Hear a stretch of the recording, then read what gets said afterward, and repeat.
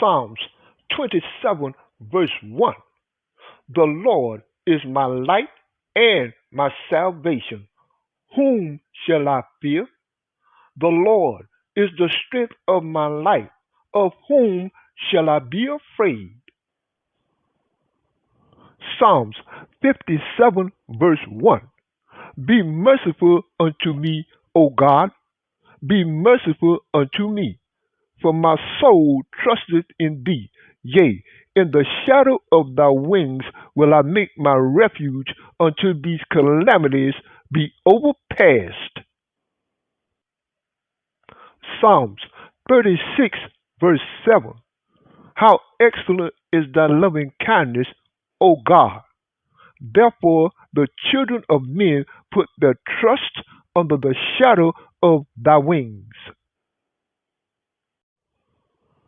In Psalms 17, verse 8, we read, Keep me as the apple of the eye.